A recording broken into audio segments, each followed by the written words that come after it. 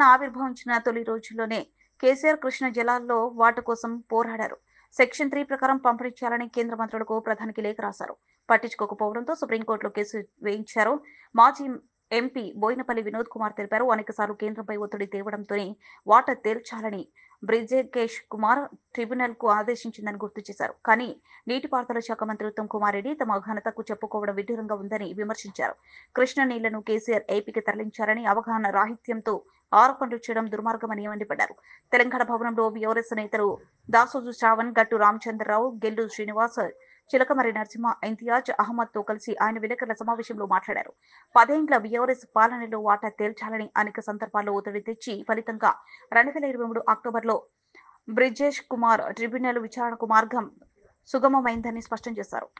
Water dispute act 1956 అంటే ఏర్పడ్డ తొలి రోజుల్లో పట్టే లేఖ రాసి ఈ కృష్ణా ట్రిబ్యునల్ ఏదైతే ఏర్పడ్డదో నీళ్లు పంపకాలు మళ్ళీ పునర్పంపకం జరగాలని చెప్పి అంత క్రితం కృష్ణా ట్రిబ్యునల్ ఏర్పడ్డది ఎప్పుడో 20 ఏళ్ల కింద ఏర్పడ్డది, 25 ఏళ్ల కింద ఏర్పడ్డది.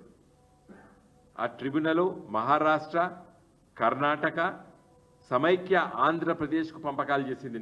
నీళ్ళ పంపకం జరిగింది తెలంగాణ రాష్ట్రం ఏర్పడక ముందే.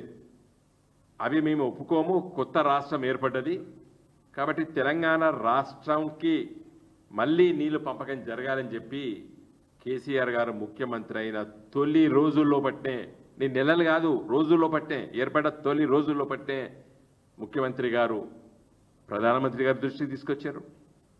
అప్పుడున్నటువంటి మంత్రి ఉమా భారతి గారి దృష్టికి తీసుకొచ్చారు. మేమందరం ఎంపీలం ఆ రోజు. మేము ప్రతిరోజు ఆ మినిస్ట్రీస్ చుట్టూ తిరిగినాం. ఉమాభారతి గారు ఓ దశలో సంతకం పెట్టినరు, పునర్పంపకం జరుగుతుంది అని చెప్పి ఒక ఆర్డర్ కూడా నోట్ ఫైల్ అయింది. నోట్ ఫైల్ అయిన రోజు తెల్లారేసరికి పార్లమెంట్లో 11 గంటలకి మహారాష్ట్ర ఎంపీలు, కర్ణాటక ఎంపీలు పెద్ద ఎత్తున నిరసన తెలియజేసిండ్రు. మళ్ళీ పునర్పంపకం ఎట్లా చేస్తారు? మహారాష్ట్ర, కర్ణాటకకి ఏ సంబంధం? ఆంధ్రప్రదేశ్ రాష్ట్రానికి ఇచ్చినటువంటి నీళ్లను తెలంగాణ రాష్ట్రము, ఆంధ్రప్రదేశ్ రాష్ట్రం పంపకాలు చేసుకోవాలి తప్ప కానీ మాకు కేటాయించిన నీళ్లు మళ్ళీ ఎందుకు పంపకాలు జరుగుతాయని చెప్పి పెద్ద ఎత్తున పార్లమెంట్లో మహారాష్ట్ర ఎంపీలు, కర్ణాటక ఎంపీలు పార్టీలకు అతీతంగా కాంగ్రెస్ వాళ్ళు, బీజేపీ వాళ్ళు, ఆర్ఎస్పీ వాళ్ళు, జనతా దళోళ్ళు అందరూ రాజకీయాలకు అతీతంగా ఆ 2 రాష్ట్రాల ఎంపీలు పెద్ద ఎత్తున నిరసనలు తెలియజేసారు పార్లమెంట్లో.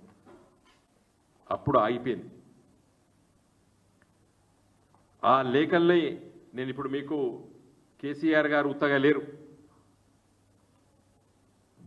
ఎంబడబడి మళ్ళీ 2015 జూలై 22వ తారీఖు నాడు, మళ్ళీ డిసెంబర్ 2015, 16, 18, ఫిబ్రవరి, జూలై 18, జూన్, మళ్ళా 19, ఇంకా ఇవన్నీ రాసుకుంటూ పోతూనే ఉన్నారు లేఖలు. ఇంకా వాటన్నిటి కూడా మీకు ఇప్పుడు అందరికీ సాఫ్ట్ కాపీస్ మీకు అందరికీ ఇస్తారు. ఇవన్నీ సాఫ్ట్ కాపీస్ ఇస్తారు.